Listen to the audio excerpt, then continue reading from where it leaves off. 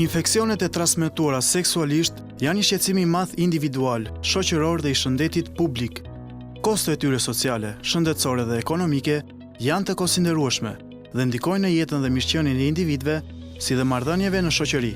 Kuptimi i natyrës dhe përcaktuesve të kësaj bare shërben që publiku dhe politikbërësit të kuptojnë rëndësinë e menaxhimit të duhur të burimeve të pakta shëndetësore. Që prej vitit 1993, kur është diagnostikuar rasti i parë me infeksionin HIV në Shqipëri, e deri në fund të vitit të shkuar, në fund të vitit 2018, numri total i rasteve të diagnostikuara në Shqipëri është 1205. Flasim për raste të diagnostikuara të cilat kanë ardhur në kontakt me sistemin shëndetësor, por ama vlerësohet që numri i rasteve në popullat jetë më i madh, diku te 1500-1600. Kjo për arsye sepse një pjesë e mirë e personave nuk është se janë testuar për infeksionin HIV në Shqipëri. 95% e rasteve të diagnostikuara me infeksionin HIV në Shqipëri janë të transmetuar nëpërmjet rrugës seksuale, kur edhe 12% e tyre i takojnë rrugës homobiseksuale. Pra, në vitet e fundit është vënë re një rritje e infeksionit HIV tek meshkujt që kryejnë seks me meshkujt. Sa i takon grup moshës, kuptohet që numri më i madh i rasteve janë në grup moshën seksualisht aktive, 25-44 vjeç, me mbi 60% të rasteve. Dua të theksoj faktin që numri i rasteve me infeksione të tjera seksualisht të transmetueshme, si sifiliz, klamidia, gonorea, është shumë herë më i madh. Shkaktarët e infeksioneve që transmetohen përmes rrugës seksuale janë të shumtë. Çka do të thotë që mund të jenë baktere, mund të jenë viruse, mund të jenë mykra, mund të jenë dhe parazit. Pra janë një mori shkaktarësh të cilat shkaktojnë këto sëmundje që merren kryesisht përmes rrugës seksuale. Një pjesë e tyre natyrisht japin shenja klinike, çka do të thotë shenja klinike lokale që përfshin organet ose mukozën e organeve genitale, ndërsa një pjesë e tyre janë infeksione të cilat janë të gjeneralizuara, çka do të thotë ndoshta këtu mund të përmendim virusin e HIV-it, ndoshta dhe hepatitet, të cilat kanë një tropizëm natyrisht që godasin mëlçin. Por pjesa më e madhe e tyre janë të lokalizuar në organe genitale, qoftë në mashkull, qoftë tek femra. Dhe identifikimi i shkaktarit etiologjik do të thotë të kapet kush është shkaktari, natyrisht është një mori ekzaminimesh që bëhen, secili ka të testet ose ekzaminimet e veta që kryen, por në një individ natyrisht mund të ketë më shumë se një infeksion. Pra do të thotë që mund të jetë më shumë se një shkaktar. Mund të jetë bakterial, mund të jetë bakterial viral, mund të jetë mikotik, mund të jetë parazitar. Pra është një mori shkaktarësh të cilët mund të jenë edhe kombinuar që mund të japin infeksione të tjera. Në këto kushte, diagnoza presupozon që të merret sekrecionet vaginale tek femrat ose sekrecionet uretrale tek meshkujt. Dhe kjo presupozon që të identifikohet shkaktari. Identifikimi i shkaktarit në infeksionet lokale, pra që mund të jenë me rrjedhje uretrale ose vaginale, apo mund të jenë dhe tip ulceroze, mund të jenë dhe tip me kondiloma ose me lythe që quhen në popull, natyrisht presupozon të merret materiale në këto vende që përfaqësojnë infeksionet.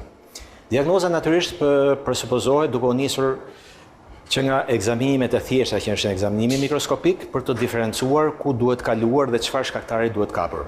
Më tej pastaj janë ekzaminimet që presupozohen të jenë identifikimi me kulturë, që janë tradicionale si ekzaminime, natyrisht që së fundi kanë hyrë dhe ekzaminimet të biologjisë molekulare, të cilat bëjnë identifikimin e ADN-s ose RNA-s të shkaktarëve korrespondues, që është një ekzaminim shumë më i saktë për një vendosje dhe natyrisht edhe për një diagnozë sa më të shpejtë, sepse ekzaminimet natyrisht të kultivimit ose tradicionalet kërkojnë relativisht ditë ndoshta për të vënë diagnozën, ndërsa këto ekzaminime kryejnë shumë më shpejt këtë diagnozë.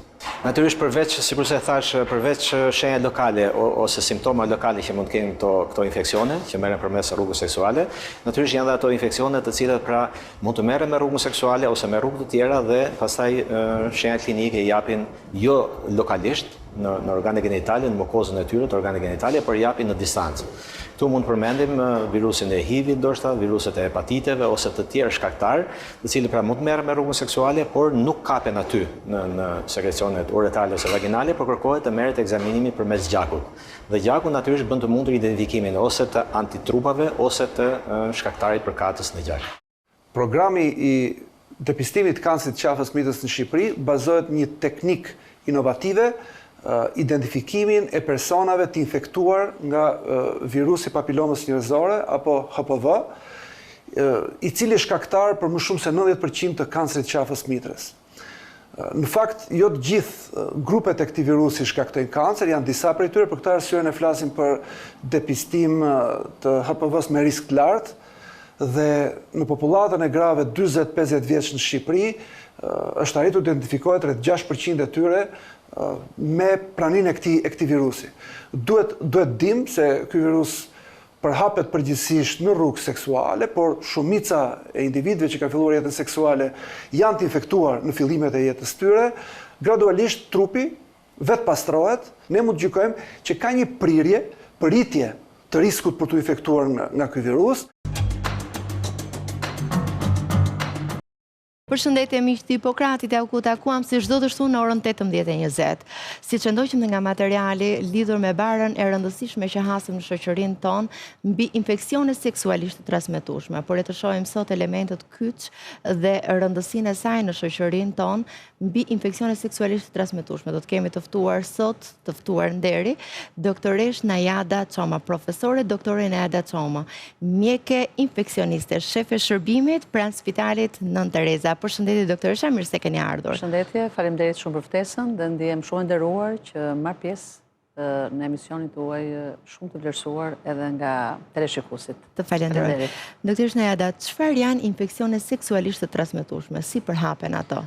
Në mos gaboj edhe është quajtur përpara edhe sëmundjet veneriane apo? Eksakt. Atëherë mua më vjen shumë mirë që ju keni kapur një temë kaq të rëndësishme, kaq të vlefshme për teleshikuesit, për popullatën, për arsye se Shqipëria është një vend që është hapur mbas viteve 90, dhe Shqipëria, si gjithë vendet e tjera, ka grupin e infeksioneve seksualisht transmetueshme, dhe natyrisht që me ato që fillohet më fort nga të gjitha është infeksioni nga virusi HIV. Natyrisht që virusi HIV është ai më potenti në dukjen e parë në grupin e infeksioneve seksualisht transmetueshme, por veç ati është rritur shumë vëmendja për infeksionet të tjera, siç është infeksioni nga treponema pallidum që është sëmundja e sifilizit. Unë do përpiqem të flas pak me terma jo shumë shkencor, për të na kuptuar teleshikuesit tanë, kështu që është sifilizi ose luesi ndryshe, është gonoreja, është infeksioni nga klamidia, është infeksioni nga papilomavirus, nga herpes simplex 2, pra infeksione virale, infeksioni nga trichomonasi, nga klamidia, pra është një grup i madh infeksionesh virale, bakteriale, parazitare dhe mykotike që bëjnë pjesë në këtë grup të madh të infeksioneve që më parë janë quajtur sëmundjet seksualisht të transmetueshme. Nga këto që ju përmendët, cilat janë ato më të rrezikshme për shëndetin tonë? Natyrisht, ajo që mbetet sëmundja më e madhe është infeksioni nga virusi HIV, që do më lejoni të them që në Shqipëri është evidentuar për e të parë në vitin 1993 nga profesor Dimitër Kraja, që është një figurë nderuar e Shërbimit Infektiv, dhe në vitin 1994 është evidentuar mbas gati 40 vitesh rasti i parë me sifiliz, pra i eliminuar në kohën e para viteve 90, dhe i rishfaqur me atë që quhet në thonjza revolucionin seksual që ndodhi mbas viteve 90. Për fat keq, infeksionet seksualisht transmetueshme janë edhe me shenja klinike, janë edhe pa shenja klinike. Ato që janë pa shenja klinike janë më problematike për një arsye të tjerë, sepse ato bëhen burim infeksioni, sepse derisa themi që janë infeksione seksualisht transmetueshme, do të thotë që e përhapen nëpërmjet raporteve seksuale të pambrojtura. Atëherë, cila është arma që ka njeriu në dorë, është pa diskutim kryerja e raporteve nëpërmjet mbrojtjes, ose nëse kjo nuk ka qenë e mundur, për shumë arsye, të paktën kërko ndihmë mjekësore kur ti ke ankesa, ose edhe një vizitë e zakonshme që kryhet te mjeku, do e bëj të mundur kapjen e atij infeksioni i cili nuk është me shenja klinike të dukshme. Dhe një prej këtyre është infeksioni HIV, është, po them, sëmundja e sifilizit, për arsye se unë po hyj pak te sifilizi në aspektin e stadeve që ka. Sifilizi është e dyta për nga graviteti që ka në listën e infeksioneve apo në grupin e infeksioneve seksualisht transmetueshëm. Sifilizi ka një stad të parë që quhet stadi primar, është stadi sekondar, dhe më pas është stadi latent apo terciari. Pse fokusi mbetet shumë tek stadi primar? Sepse stadi primar ka një gjë. ka një ulceracion në organet genitale përkatëse, i cili është i fortë, i cili mund të ketë zmadhim të gjëndrave inguinale, që janë të perceptueshme nga ana e personit apo nga personi që t'i kërkon një ndihmë mjekësore, dhe mbi të gjitha është që ky ulceracion është i padhimshëm. I padhimshëm është një gjë e mirë sepse nuk e dhimbje, por i padhimshëm të bën që mos të kërkosh ndihmë mjekësore, sepse të mungon elementi dhimbje për të cilën ti kërkon ndihmën mjekësore. E citoj këtë pjesë për arsye se sifilizi në stadin primar, në qoftë se evidentohet, personi arrin të shërohet 100% dhe të mos jetë më burim infeksioni për partnerët të tjerë, për bashorten, për bashortin, apo për jetën e vetë që ka përpara. Dhe ne bëjmë shumë punë të madhe me këta persona që identifikohen në të lloj stadi, por mos harroni që kur identifikon një person, duhet identifikosh edhe të tjerët, partnerin apo partneren, sepse që ky person është infektuar, pa diskutim e ka marrë infeksionin edhe në një vend tjetër. Doktor Najada, unë duhet të pyesja se sa të rrezikuar jemi ne ndaj infeksionet seksualisht të transmetueshme?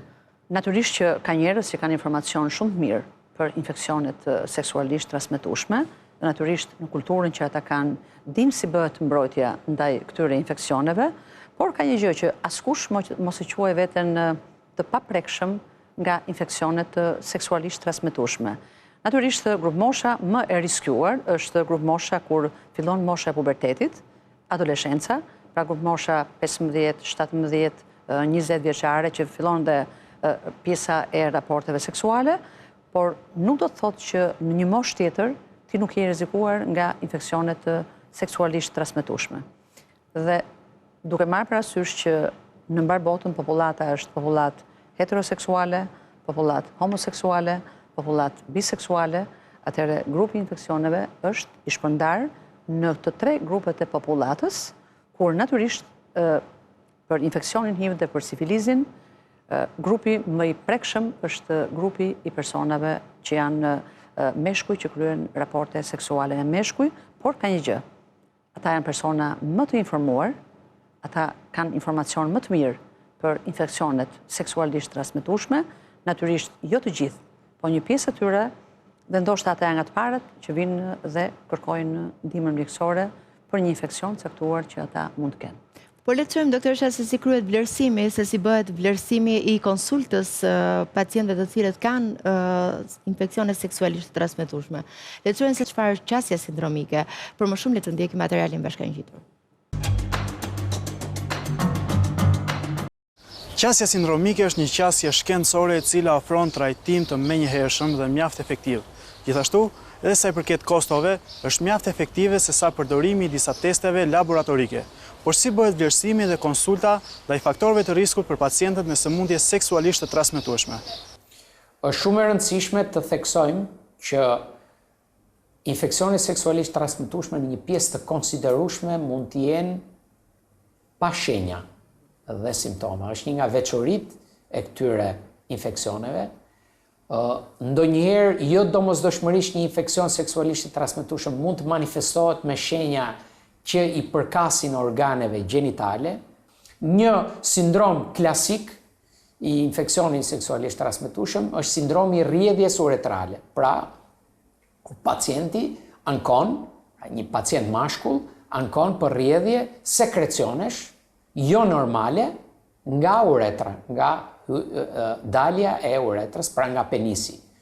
Ky sekrecionet që mund t'jenë me veçori të ndryshme, mund t'jenë si qelë, mund t'jenë të pastra, pra kanë veçori të ndryshme në varësi të shkaktarit që i shkakton ato. Dhe grupi madhor tjetër i sindromave tek femrave që quhet rrjedhjen vaginale. Pra, sindromi i rrjedhjes vaginale kur pacientet femra ankojnë për shtim të sekrecioneve jo normale tek nga vagina. Një sindrom tjetër madhor me cilën mund të manifestohen pacientët janë ulçerat gjenitale. Pra, çdo lloj lezioni apo dëmtimi i mukozës dhe i lëkurës në organet gjenitale që ne i quajmë ulçerat gjenitale, klasikisht mund të shkaktohen nga sifilizi ose nga herpesi simplex, sidomos ky i dyti kur ka veçorinë që përsëritet her pas here, është tipike një sindrom i ulqerave gjenitale ripërsëritse apo rekurente që shfaqet në sifilis. Një sindrom tjetër madhor është lezionet apo sythet gjenitale, që është veçori e infeksioneve nga papiloma virusi, ose ndryshe quhen kondilomat e organeve gjenitale, si tek organe gjenitale femërore dhe organe gjenitale mashkullore. Një sindrom tjetër madhor mund tjetë prania e gjendrave, pra rritja e nyjeve limfatike në regionin e inguinal, pra në regionin e jave, rreth organeve gjenitale, apo sindromi tjetër i entjes dhe i dhimbjes të testeve, që mund tjetë treguesi një infeksioni të organeve të tilla riprodhuese siç janë testet tek mashkulli, dhe sindromi i fundit është sindromi i dhimbjes apo sindromi i dhimbjes së fund të barkut, apo i ndryshe në termin mjekësor është sindromi inflamator pelvik, që shpreh më shumë një komplikacion të këtyre që unë sa përmenda më sipër tek pacientët femra. Këto infeksione seksualisht transmetueshme duhet të diagnostikohen në kohë dhe të trajtohen. Pastaj, qasja e trajtimit dhe diagnozës mund të jetë e ndryshme. Pra, ekzistojnë përqasje dhe metoda të ndryshme, një nga këto, ne e përmendëm dhe më sipër, mund të jetë përqasja sindromike, pra trajtimi sindromik, kur ti profesionisti bazuar në shenjat dhe simptomat dhe në ekzaminimin që bën, pa shkuar më tutje, duke pas parasysh shkaktarët që i japin këto sindroma, bën të mundur trajtimin e tyre dhe parandalimin e komplikacioneve.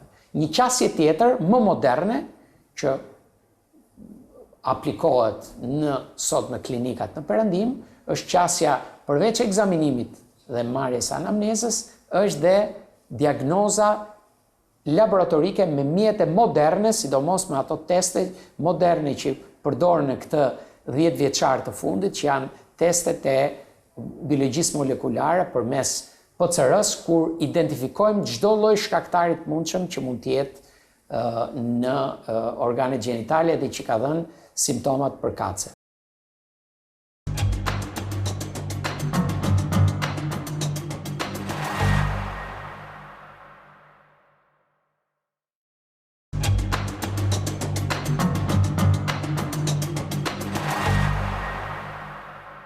Rikthehemi sërish në studio, pasi pam dhe ndoshëm se si kryhet vlerësimi i pacientëve të cilët janë me infeksione seksualisht të transmetueshme, se si përcaktohet plani i trajtimit. Por doktoresh Najada, unë jam shumë e interesuar besoj të gjithë, se ku qëndron dallimi midis infeksioneve seksualisht të transmetueshme dhe sëmundjes seksualisht transmetueshme? Atëre, infeksioni seksualisht transmetueshëm është shkaku që ti të kesh sëmundje seksualisht të transmetueshme. Dhe jo çdo lloj infeksioni që ti merr bën të mundur që t'japi sëmundje. Pra ti mund të jesh i infektuar nga një shkaktar i caktuar i sëmundjeve e infeksioneve seksualisht të transmetueshme, por ti nuk ke shpalosur shenja klinike dhe nuk mund të quhesh person i smur nëse ke shkaktarin me vete, por nuk ke shpalosur shenja klinike të sëmundjes. Kjo është më thjesht për të kuptuar që një grua që është gravide dhe shkon për të bërë një vizitë mjekësore, rutinet e saj.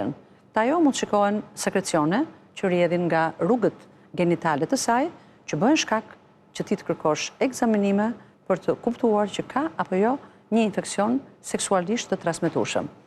Dhe përgjithësisht së vërtetës, femrat janë më korrekte në ardhjen, sepse në fundit gruaja është riprodhuese dhe si e tillë ajo kërkon edhe ndihmën mjekësore, pra një vizitë mjekësore rutinore për të parë situatën e gravidancës dhe gjatë asaj kohe ti bën edhe ekzaminimet që është analiza për virusin HIV, analiza për sifilizin, analiza për virusin B, për virusin C që janë të detyruara për të bërë pikërisht për të parë nëse kjo grua është e infektuar dhe natyrisht për të kuptuar nëse kjo e ka të mundur për të transmetuar të virus të bebi që ka përcjell në jetë, ose ky virus është i dëmshëm për bebin dhe gruaja duhet të ndërpresi gravidancën, të marrë mjekimin dhe pastaj të vazhdojë rrugtimin e vet që ka vendosur në jetën e saj. Ndërkohë ne shohim dhe dëgjojmë që përqasja mbi infeksionet seksualisht të transmetueshme, por dhe sëmundjet seksualisht të transmetueshme është shumë e rëndësishme për të qenë prezent të dy partnerët. Kjo është pak e vështirë. Domethënë kërkon një emancipim shumë të madh që të kemi dy partnerët. Nëse vinë të dy bashk, kjo është arritja maksimale. Natyrisht që kjo ndodh. Kjo ndodh në një pjesë të pakët të popullatës, e cila ka informacion për infeksionet seksualisht transmetueshme. Duhet dim që është një pjesë që ka informacion, futet në internet, lexon, ka nivelin e dur dhe sot niveli i internetit e ka rritur shumë standardin e njohurive për infeksionet seksualisht transmetueshme, po për fat keq bën dhe pjesën që ti merr informacionin edhe duke menduar që ku do shkoj në një vend që mundësisht mos të njohë asnjëri, sepse është ajo stigma ose autostigma që ti i bën vetes tënde kashi infeksioneve seksualisht transmetueshme. Dhe natyrisht, nëse unë ju përmenda që shpesh shkohet për zona rurale për të egzaminuar gratë, është pikërisht për sikletin që ato kanë për të kryer një vizitë mjekësore. Dhe midis të dy palëve duhet dini që meshkujt vinë më shpejt për të kërkuar ndihmën mjekësore, për shkakun e asaj që ndoshta mendojnë që e kanë prioritet të tyre për të kërkuar ndihmën, ndërkohë që ata mund të jenë burimi i infeksionit ose ata mund të kenë marrë tek një person partnere apo partner i tyre. Në infeksionet caktuara, siç është virusi HIV apo siç është sifilizi, ne kërkojmë fort dhe është detyrim ligjor, sidomos për virusin HIV, që ti të sjellësh partnerin ose partneren për ta egzaminuar. Dhe në qoftë se ti nuk e sjell, atëherë ka penalitete për personin i cili, pra ti e bind një person që kjo duhet treguar tek partneri ose partnerja dhe më mbrapa ka penalitete ligjore që cënojnë atë person i cili nuk i tregon partnerit, partneres, gruas, burrit që është infektuar nga virusi HIV. Edhe për sifilizin nuk është mandatore që të ketë pjesën ligjore, por punohet fort dhe sa më atraktiv je ti për pacientin, pra sa më i dashurie edhe në kuptimin profesional dhe në kuptimin psikologjik, ti e bën të mundur që ai të sjelli partneren ose partneren. Ndoshta nuk ka për ta prur herën e parë apo herën e dytë, por për një periudhë kohore të caktuar, ose i thua, unë nuk dua ta di cili është partneri yt, po të paktën bëj këtë ekzaminim nga laboratorike dhe në qoftë se rezulton i tillë, ti ofrohet ky lloj mjekimi. Bëjmë ca kompromise, më falni, bëjmë ca kompromise për të mirën e shëndetit të popullatës dhe duhet dim që infeksioni seksualisht i transmetueshëm shkon zinxhir.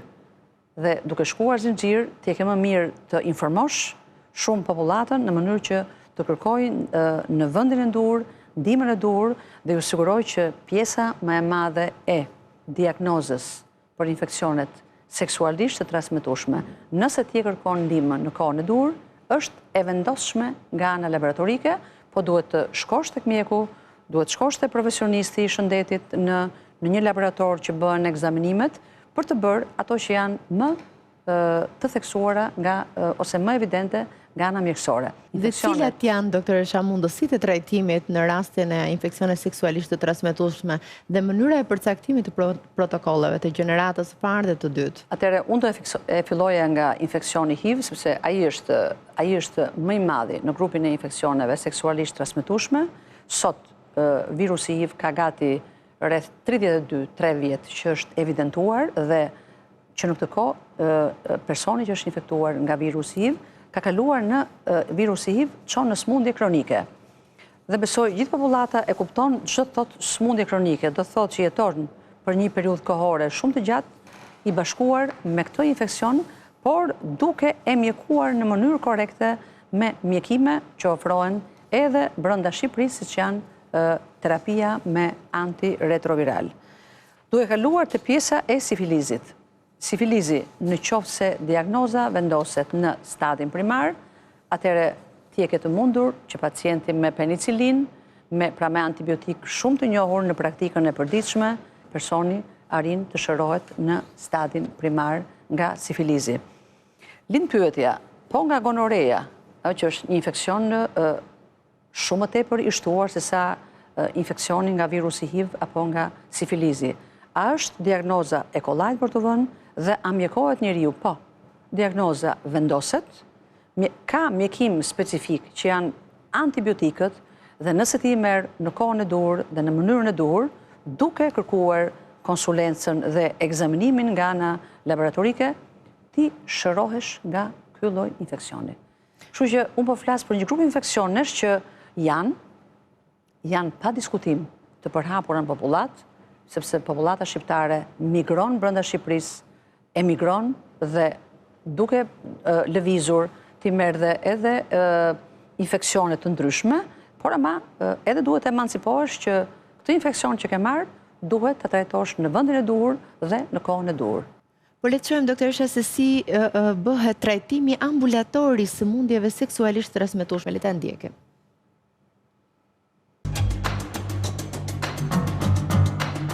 Ndodhemi pranë shërbimit të infektologjisë në Kostot për të kuptuar se si bëhet e mundur trajtimi ambulator i personave që vuajnë me HIV/AIDS dhe sëmundje seksualisht të transmetueshme.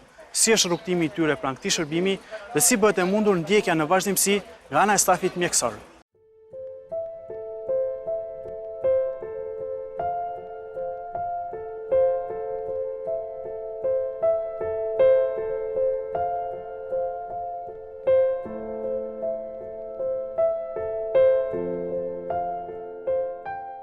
Sa vjeç je? Unë jam 28 vjeç. 28. Je beqar, i martuar? Jam në një lidhje, por... Për sa kohë je në këtë lidhje? Afër si 6 muaj. Çfarë problemi ke ti? Kush është shqetësimi yt kryesor? Kam për një farë kohë të shkurtër në pjesën e mbathjeve, kam falni se për shprehem dhe lirshëm. Pjesa e penisit, dhe me thonë, më kam djegje, edhe kur zgjohem në mëngjes te mbathjet është pak a shumë si njollë e madhe, edhe bën pis. Për sa ditësh e bëre këtë gjë? Ka afërsisht 9-10 ditë diçka e tillë. Kur qosh mëngjes që do të urinosh, përre që ke në një pikë qelbi të del para urinimit? Është si e bardhë shumë, por nuk është se kuptoj shumë mirë. Tash mua do më duhet që të bëjmë një vizitë në kabinetin ngjitur, që të shoh për prani të këtyre ankesave që ti ke, qoftë sekrecioneve nga uretra, ose mos ke në një skuqe, në një puçur, në një gjë. Do na duhet të marrim disa analiza, ndoshta në një prej tyre mund të jetë pak edhe e sikletshme, sepse merret me tampon, pra me një tampon të vogël, merret nga hyrja e uretrës, merret pak nga sekrecionet për të bërë analiza për kace, do na duhet të bëjmë analiza të urinës, ndoshta edhe të spermës, dhe mbështetur edhe në këto analiza, pastaj do vendosim që çfarë mjekimi është. Shkojmë në kabinetin ngjitur.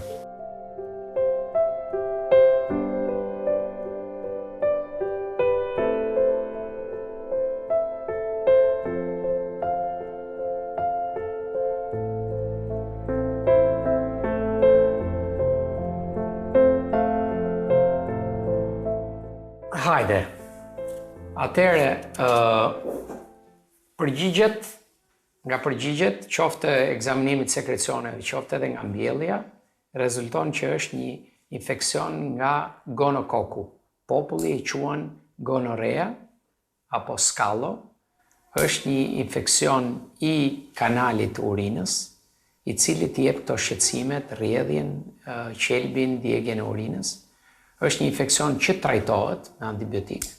Natyrisht që idealisht do duhet prisnim 3 ditë edhe për rezultatin e kulturës, por unë mendoj që është shumë e rëndësishme që ti të fillosh mjekimin, bazuar në këto të dhënat që ne kemi nga literatura për këtë sindrom përkatës, që është rrjedhje uretrale nga gonokoku, dhe do marrësh një mjekim me një antibiotik.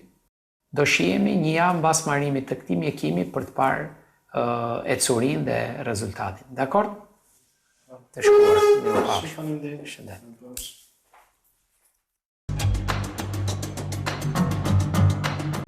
Nëpërmjet një ushqyere korekte, ne mund të parandalojmë dhe të përmirësojmë gjendjet e inflamacioneve të ndryshme, sidomos të sëmundjeve seksualisht të transmetueshme. Siç e shikoni, jemi përpara një tavolinë të mbushur plot me fruta dhe perime, të cilët patjetër na ofrojnë antioksidantë, vitamina dhe minerale esenciale dhe që na ndihmojnë mjaft mirë në parandalimin e këtyre problematikave, por do të veçoja disa nga elementet që mua më pëlqejnë shumë dhe vërtet jam e bindur që bëhen shumë mirë. Kemi hudrën. Ka veti antiinflamatore fantastike, ka veti antibakteriale dhe veti antimykotike. Ndikon mjaft mirë. Për të gjithë të këshilloja në mëngjes kur kanë probleme me infeksionet e ndryshme të konsumoni 1 deri në 2 thelpinj të gjalla, natyrisht do t'i bënte shumë mirë. Por kujdes, persona që kanë tensionin e ulët nuk duhet ta përdorin, pasi mund të ndikojë keq në organizmin e tyre. Një tjetër element shumë i rëndësishëm janë dhe qepët. Tani jemi në periudhën e qepëve të njoma në fakt, por edhe qepët e thata përsëri janë shumë të mira dhe qepa kuqe madje është akoma më e mirë. Ndikojnë mjaft mirë kundër inflamacionit dhe për të mbatur një sistem imunitar shumë të mirë. Një tjetër element fantastik është gjingjeri. Gjingjeri përmban elemente shumë të rëndësishme antiinflamative, të cilat do ndikonin mjaft mirë tek çdo person që kishte problematika të tilla, në formën e çajrave, në formën e suprave të ndryshme, do të ishte një përzierje fantastike dhe një ndihmues shumë i mirë për këta problematika.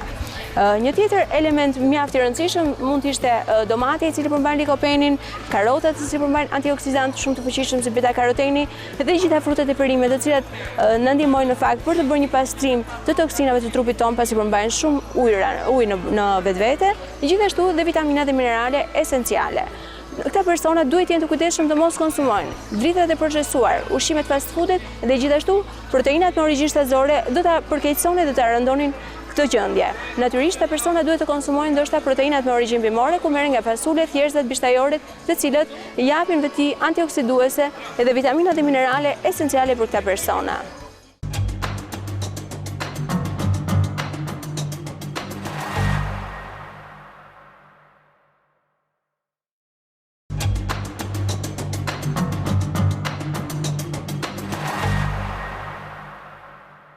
Rikthehemi në pjesën e tretë të emisionit, pasi ndoqëm një nga trajtimet bashkëkohore në klinikat ambulatore të pacientëve apo të personave të cilët janë me infeksione seksualisht të transmetueshme. Doktor Najada, unë doja t'ju përmendja disa nga pikat të cilat janë vërtet shumë të rëndësishme lidhur me ekzaminimin apo vlerësimin e pacientëve të cilët kanë. Çfarë mund na thoni ato të cilat ne i promovojmë dhe ju ndërkohë pak përpara po bëni ndërgjegjësim për rëndësinë e tyre lidhur me abstinencën nga seksi apo shtyrja në një moshë sa më të pjekur? Pyetja është shumë korekte nga ana juaj që sot vlerësohet shumë që raportet seksuale të fillojnë atëherë kur njeriu ka arritur jo thjesht maturimin nga ana seksuale, pra pubertetin, por të ketë arritur dhe maturimin nga ana psikologjike që është e aftë për të kryer raporte seksuale. Shpesh ne shikojmë në mosha të vogla që kryen raporte seksuale, ose të shikojmë në mosha të vogla nëna, të cilat janë vetë fëmijë që bien sjellin në jetë fëmijë dhe që mund të jenë fëmijë edhe të infektuar nga virusi HIV, apo të infektuar nga sëmundja e sifilizit, apo nga infeksionet të tjera. Unë do vlerësoja që ato që ne duhet të theksojmë sot janë këto infeksione siç është gonorea, klamidia, infeksioni nga herpes simplex dyshi, infeksioni nga papilomavirus, dhe ti kur shikon një person që është 20 vjeç, që ka kondiloma, që janë formacione mishtore të ngritura në organet genitale përkatëse, atëherë ai njeriu ka kohë që ka rënë në kontakt me papilomavirusin, dhe derisa ato janë bërë aq të mëdha, ai së pari ka infektuar persona të tjerë, ai është infektuar për vete dhe ti e shikon në një moshë shumë të re që ai ka një infeksion viral të avancuar nga ana mjekësore. Dhe me këtë kupton që ai njeri nuk ka kërkuar asnjëherë ndihmë mjekësore ose e ka kërkuar në vendin e gabuar. Po ju siguroj që më e para është që nuk ka kërkuar ndihmën për shkak të turpit, të sikletit që kanë, më vjen turp për të shkuar doktori, e tjera me radhë, pra janë veprime që po nuk u ndërgjegjësuan dhe në Shqipëri kemi parasysh se në gjithë botën ka përdorues të drogave intravenoz. Ka njerëz që kryen raporte seksuale përkundrejt pra punonjëse seksit që ofrojnë seks kundrejt pagesës që bëhet. Atëre, gjithë ky grup popullate është i predispozuar për të marrë infeksione seksualisht të transmetueshme, por kjo pjesë ama ndërgjegjësohet për grupin e infeksioneve seksualisht të transmetueshme. Natyrisht, informacioni që ti jep është që ti duhet ta vënosh, pra ta fillosh sa më vonë raportin seksual, duke mos e privuar njeriu nga kryerja e raportit, por natyrisht që bota e internetit sot apo shoqërizimi i personave bën që ata edhe jashtë kësaj e fillojnë raportin shumë më herët. Dakord e fillon, por së paku përdor mjete mbrojtëse. Por rëndësia e prezervativit. Shumë, është element shumë i rëndësishëm që në qoftë se një person, unë po them, vjen i infektuar me kondiloma, ai nuk mund të thotë kur në kurrës që unë kryej raporte seksuale me mbrojtje. Sepse kondiloma që krijohet në organin genital është krijuar se ti ke rënë në kontakt me papiloma virusin prej kohësh, ajo si formacion është krijuar dhe kur është krijuar, ti nuk mund thuash që unë kam kryer raporte seksuale me mbrojtje. Por rrethprerja apo bërja synet? Ka shumë vite që cirkumcizio, pra rrethprerja, është hyrë në tregusit që personat që kanë këtë lloj rrethprerje, që më shumë i takon pjesës së botës muslimane, që është një rit fetar, është parë që këta persona që kryejnë këtë lloj cirkumcizio, pra rrethprerjen, janë më pak të ekspozuar për të marrë infeksione seksualisht të transmetueshme. Dhe natyrisht, sa më në kohë të hershme bëhet, aq më pak traumatike është për një djalë, dhe natyrisht që e largon shumë tepër nga, po këtu duhet cituar që se bërë edhe rrethprerjen, nuk do të thotë që nuk je i ekspozuar ndaj infeksioneve seksualisht të transmetueshme. Po vaksinimi ndaj hepatitit B dhe HPV? Pyetja është shumë korekte përsëri, sepse për hepatitin B që nga viti 1994 popullata është e vaksinuar. Po për shkakun se Shqipëria është një vend me incidencë dhe prevalencë të lartë të hepatitit B, atëherë është një grup jo i vogël njerëzish që janë të smur nga hepatiti B ose që janë të infektuar nga virusi B dhe ata janë potencialisht persona risku që ti mund ta marrësh virusin B nëpërmjet raporteve seksuale me ata persona. Nëse je person i vaksinuar kundër B-s, atëherë gjasat që ti të marrësh virusin B janë krejt të vogla ose zero. Për sa i takon virusit C, atëherë ky është problemi i madh, sepse virusi C merret nëpërmjet raporteve seksuale të pambrojtura dhe për virusin C mungon, pra nuk ka vaksinë, kështu që ekspozimi është i lartë, por nuk është frika që u infektove, është gabimi që bën duke mos kërkuar ndihmën mjekësore, se qoftë për hepatitin B, qoftë për hepatitin C, sidomos kur evidentohet në kohë të hershme, ofrohet terapia me antiviral, të cilat janë medikamente që ofrohen edhe nga Shërbimi shëndetësor shqiptar. Ju pak më përpara, doktoresha, përmendët lidhur me rëndësinë e parandalimit për infeksione seksualisht transmetueshme nga nëna tek fëmia. Sa e rëndësishme është kjo dhe cilat janë këto infeksione të cilat transmetohen nga nëna tek fëmia nëpërmjet shtetëzanes? Është një grup i madh infeksionesh me natyrë virale dhe jo vetëm, siç është së pari virusi HIV dhe unë e përmenda në fillim të emisionit që është test pra i detyruar për të bërë te një grua që është gravide. Problemi është që nëse ajo gruaja nuk ka ardhur asnjëherë në asnjë vend për të kërkuar ndihmë mjekësore dhe kemi popullata të caktuara që janë në kundërshti me vizitat mjekësore, dhe ti ndeshesh me një grua që vjen për të lindur dhe në kohën që ti bën testin, ajo del që është e infektuar nga virusi HIV. Nëse gruaja rezulton e infektuar nga virusi HIV, nuk ka ndodhur ndonjë problem shumë i madh. Ajo grua testohet, asaj grua i fillohet terapia me antiretroviral dhe ajo grua është e lirë që të sjellë në jetë një fëmijë, mbasi ka marrë terapin me antiretroviral, e cila ofrohet falas nga Shërbimi shëndetësor shqiptar. Dhe nuk flasim vetëm për HIV-in, flasim për sifilizin. Ekziston shumë mundësia të mjekohesh dhe më pas të perceptosh një gravidancë. E njëjta gjë është dhe me virusin B. Po bebi, a mund ta marrë ose a mund të transmetohet sëmundjet infeksione seksualisht transmetueshme nga nëna tek fëmia nëpërmjet qumshit të gjirit? Po, nëpërmjet qumshit të gjirit mund të transmetohet virusi HIV, mund të transmetohet virusi B dhe mund të transmetohet edhe virusi C. Por këto të treja ne japim rekomandimin që gruaja që është me këto lloj infeksionesh nuk duhet ta ushqej bebin me gjih, duke parë në konsiderat në çfarë kushtesh jeton ajo grua. Sa i takon infeksionin nga klamidia, nga gonorea, nga papiloma virusi, nga herpesi, natyrisht që nuk janë infeksione që transmetohen nëpërmjet dhënies së qumshit të gjirit tek këto nëna që janë të infektuara me këto lloj infeksionesh. Reduktim të dëmit, çfarë do të nënkuptojmë? Dhe cilat janë ato grupe të cilat janë më shumë të riskuara? Atëre, natyrisht në grupin e personave të rrezikuar nga infeksionet seksualisht transmetueshme, së pari janë personat që janë përdorues të drograve intravenoz. Së dyti janë personat që kryejnë meshkujt që kryejnë raporte seksuale me meshkujt. Së treti janë personat që marrin bën një jetë të vështirë nga ana e kushteve sociale ekonomike dhe mund të jenë viktima të dhunës që ushtrohet nga personat të tjerë, pra fëmijët që janë për rrugë, ata që jetojnë në vende të largëta ku edhe kontrolli nga ana e familjes është i vogël dhe në një pjesë të rasteve mund të bien prej dhunës edhe vajza, edhe djem dhe që ti identifikon në kohë të hershme. Ky është grupi kryesor i reduktimit dhe me thënë vërtetën, reduktimi më i madh është kur personi vjen për të bërë vizitën mjekësore, identifikohet nga ana mjekësore dhe sigurisht që ti duke identifikuar bën të mundur dhe marrjen e mjekimit. Po le të shohim doktoresha se si mbështeten këto parime në vendin tonë, le të ndjekim materialin.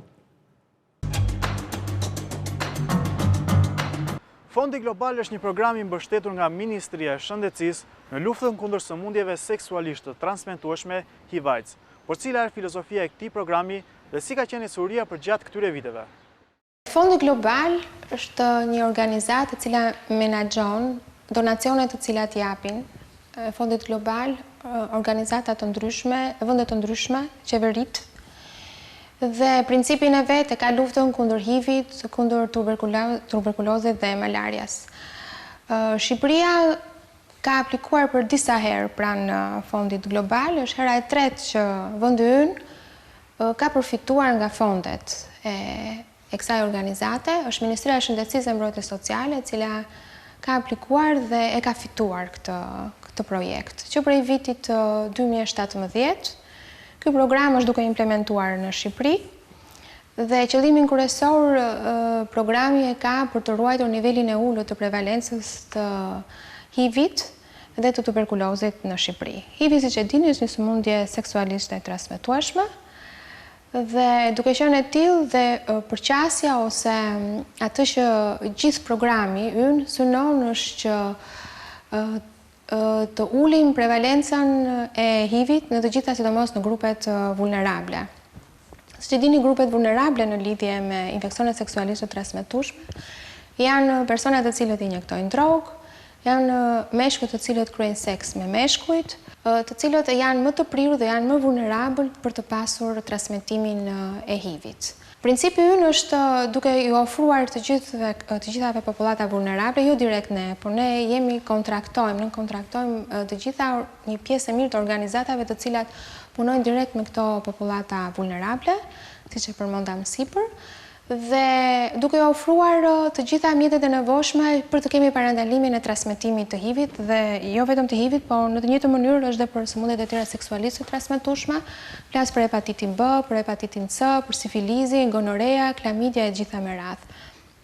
Ajo çfarë ne ofrojmë është jo vetëm paketat bazë, që do të thotë që i jepet jo vetëm informacion i dur se si të bëhet parandalimi i këtyre sëmundjeve të këto grupe popullata vulnerable, por gjithashtu ofrohet kondomët dhe njëkohësisht përpiqemi sepse ju dini që të parandalosh është thelbësore pa diskutim, por duhet të di se cili nga individët statusin që kanë në lidhje me prezencën ose jo të këtyre sëmundjeve seksualisht të transmetueshme dhe në të gjitha këto popullatave vulnerable i ofrojmë dhe testet e shpejta në lidhje me prezencën ose jo të HIV-it, infeksioneve të HIV-it, të hepatitit B, hepatitit C, për sifilizin dhe të gjitha me radhë.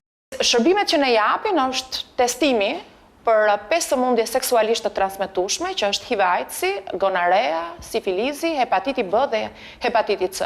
Ne punojmë mbi bazën e testeve të shpejta dhe për 30 minuta, në momentin që ti bën testimin, dalin përgjigjet. Qendra është e pajisur me një psikolog, e cila është e specializuar për të punuar me këtë grup vulnerabël dhe me sëmundjet seksualisht të transmetueshme dhe me një infermiere. Shërbimet që ne japin si qendër është testimi, mbështetja psikosociale, ne ofrojmë workshope për përdorimin e kondomit, shpërndarjen e kondomit, gjithashtu organizojmë dhe fokus grupe të ndryshme ku punëtorët e seksit vinë dhe ndajnë eksperiencat e tyre. Nga viti kaluar deri tani ne kemi testuar 213 punëtorë seksi. Për fatin ton të mirë dhe për fatin e tyre të mirë, asnjëra prej tyre nuk ka dalë me HIV/AIDS pozitiv. Kemi pasur vetëm një rast që është me hepatit B pozitiv. Numri mesatar i partnerëve gjatë javës për punëtorët e seksit shkon deri në 10 partnerë në javë. Thuajse në 85% të rasteve seksi është i pambrojtur. Këto vajza apo gra që vinë në qendrën tonë e mbajnë diskriminimin si samar në vetvete. Stigma është pjesë e jetës tyre.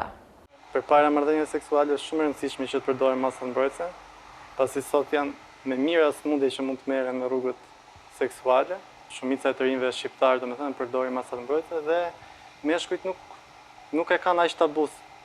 Domethënë vinë blejnë, gjithashtu femrat sipas statistikave apo ato që shohim ne mbas dite, femrat vinë më shumë se meshkuj. Dhe ka raste që ndalojnë makinën, janë me meshkuj dhe dalin femrat e blejnë, domethënë masat mbrojtëse. Një gjë që ndoshta më përpara mund ta biteshin njerëzit, po sot ndodh edhe kjo. A është e rëndësishme të përdoret masa mbrojtëse? Po sigurisht që është shumë e rëndësishme njëherë se nuk e ke kujt, nuk i beson dot se ç'a mund ndodh më mbrapa. Është mëse normale që duhet të përdor masat mbrojtëse për shëndetin mbi të gjitha. Përsa ko që gjithë bota le bën fuqishëm në përdorimin e masave mbrojtëse, sigurisht edhe në vendin tonë, në vend i cili jemi në zhvillim, po nuk se mendoj se jemi ende në zhvillim për këtë pjesë, mendoj se kjo kulturë ka filluar prej kohësh edhe mendoj se brezëri duhet të vazhdojë ende dhe më shumë të ndërgjegjësohet dhe nuk ka asgjë për turp, të shkosh në farmaci, paktën brezëri nuk duhet ta ketë fare për turp të gjë, të kërkosh për të blerë masa mbrojtëse, institucion duhet përdorur. Rikthehemi në fund të emisionit, në pjesën e fundit të saj me profesore doktore Najada Çomo, mjeke infeksioniste. Doktor Najada, a mund të na thoni në përmbyllje të këtij emisioni disa këshilla, rëndësinë e depistimit, rëndësinë e kontrollit të sëmundjeve dhe të infeksionet seksualisht transmetueshme, rëndësia e pjesëmarrjes së partnerit apo të dy partnerëve në ekzaminime dhe në vizita, për të gjithë ata që po na ndjekin? Atëre, së pari njërë që infeksionet seksualisht transmetueshme janë evidente edhe në Shqipëri, kjo është e padiskutueshme. E dyta, kur ka një infeksion seksualisht transmetueshëm, ti me do e mos duhet biesh partnerin ose partnerin që ke, nëse ke shumë, atëre sigurisht që vështirësia shtohet. E dyta, të riskjuar nga infeksionet seksualisht transmetueshme janë meshkujt që kryen raporte seksuale me meshkujt, personat që janë përdorues të drograve intravenoz dhe popullata tjetër e cila është e ekspozuar dhe në jetë njeriu mund të ketë një apo disa partnerë, kështu që e rëndësishme është të kontrollohesh vetë, të kontrollosh dhe partnerin dhe nëse ndokush, ndonjëri prej tyre e ka një infeksion apo edhe dy, është mundësia që të ekzaminohet dhe të mjekohet nga ana mjekësore. Të falenderoj që ishit me ne sot në studio. Falenderoj shumë për ftesën edhe juve. Faleminderit. Të dashur teleshikues, emisionit të sotëm i ka ardhur fundi. Për të gjithë ju të cilët nuk patët mundësi të na ndiqni, shihni ritransmetimin ditën e diel në orën 9:20. Për të gjithë ju të cilët keni pyetje apo informacione mbi shëndetin tuaj, na shkruani në rrjetet tona sociale dhe stafi i Hipokratit së bashku me mjekët, pjesë e Hipokratit do t'ju japi përgjigje shumë shpejt. Gjithashtu falenderojmë dhe Uin Dukat, i cili mundësoi emisionin Hipokrati. Bashkë mirë takofshim javën e ardhshme.